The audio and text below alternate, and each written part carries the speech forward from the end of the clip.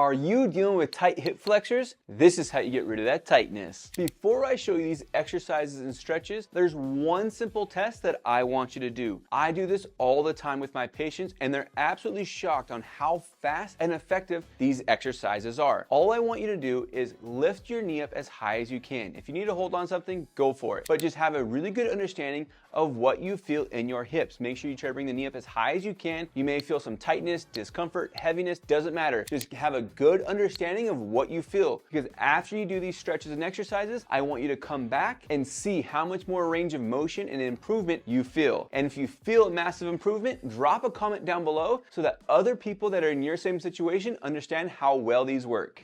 The first thing you're gonna do is a modified child pose. The reason why I say modified is because I don't want you to rock back and be really rounded throughout your spine. The goal is to feel a stretch in the middle of your back. Your knees are gonna be wider than your hips, and you're gonna sit back on your heels. As you sit back, try to bring your chest and point it at the wall in front of you, and you should feel a massive stretch at the bottom of your rib cage. Hold that for a couple seconds and rock back and forth. You're gonna do 6 to 8 reps like this, feeling a massive stretch in the bottom of the rib cage. If you wanna intensify it, you can put your hands on a foam roller, roll your hands out. As you roll your hands out, you're gonna push your butt back and let your chest fall. Hold this for 3 to 5 seconds if you like, and go back and forth, like I said, 6 to 8 reps, feeling a massive stretch in the bottom of your rib cage.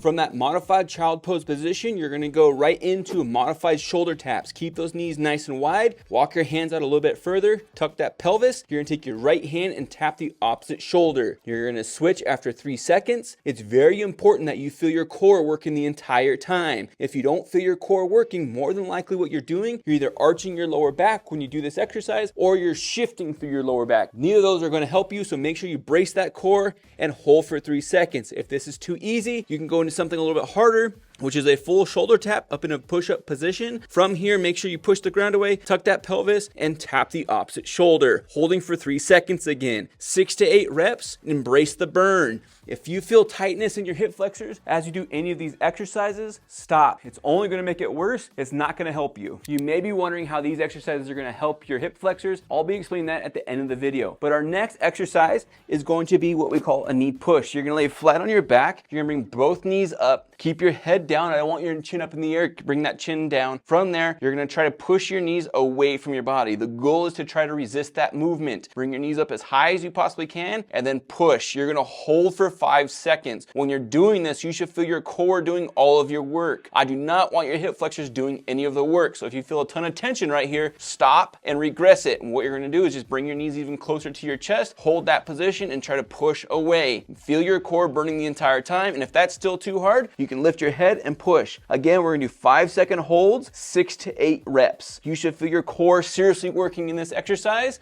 Do not let those hip flexors do any of the work. This next exercise, you will need some type of weight, whether it's a dumbbell or kettlebell, it doesn't matter. You're gonna be on your back again.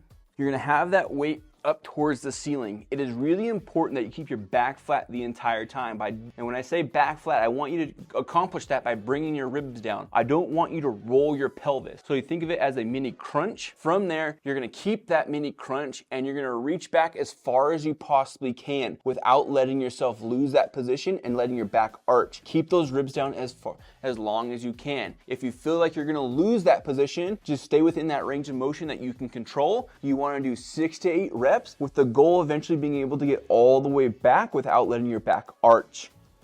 You should feel your core working the entire time. If you feel your back starting to arch, stop and just stay within a range you can control. This next exercise is gonna be 2 exercises in one. It's gonna be a side plank and a clamshell. You're gonna start with that elbow right underneath your shoulder, knees slightly out in front of you and feet behind. From there, you're gonna lift your hips and then drive your hips forward. Then drive those knees apart and hold for 3 seconds. Then you're gonna bring those knees together and sit back into a chair. As you're doing this exercise, you should feel your core working and your glutes working all together. You're gonna do 6 to 8 reps, holding for 3 seconds. If you feel that hip flexor working, stop and do the other side. If you don't feel that hip flexor working, then you can do both sides. If you want to intensify it, you could put a band around your knees, and depending on how stiff that band is, will dictate how intense it gets. But I don't want it to be to where you can only get to here. I want those knees coming all the way apart, so make sure the band isn't too stiff, and enjoy the burn. Now that you've done the exercises, don't forget to do the knee raise and see if there's an improvement. If you had a massive improvement, hit that subscribe button. It'd be greatly appreciated. Now, if you're wondering why these exercises worked, it all comes down to your hip flexor doing too much work. You may realize I didn't give a single hip flexor stretch because it's wasting your time. You need to strengthen other parts of your body like your core